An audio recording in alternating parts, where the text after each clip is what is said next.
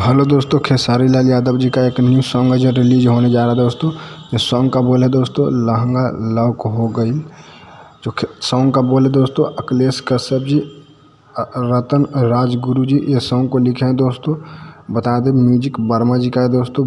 बहुत ही कमाल का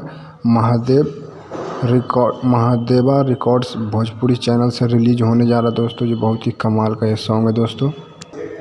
कंपोजर आदर्श सिंह है दोस्तों और कोरियोग्राफर इसमें लक्की विश्वकर्मा जी है दोस्तों।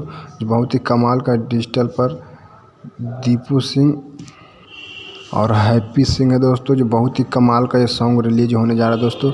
बहुत ही कमाल का होली सॉन्ग है दोस्तों। एक्ट्रेस में यामिनी सिंह और खेसारी लाल यादव जी और सिंगर दोस्तों अनुपमा यादव और खेसारी लाल यादव दोनों मिलकर ये सॉन्ग को गाया दोस्तों। जो बहुत ही कमाल का सॉन्ग है दोस्तों। आप लोग को ज़रूर पसंद आएगा दोस्तों। फिर मिलते हैं नए वीडियो नए जानकारी के साथ दोस्तों।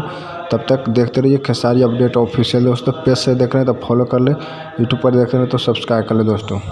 तो 3 फरवरी की दोस्तों किसी भी टाइम है जो फुल वीडियो सॉन्ग है जो रिलीज होने जा रहा है दोस्तों। जो होली का सॉन्ग है तो आप लोग ज़रूर देखिएगा दोस्तों।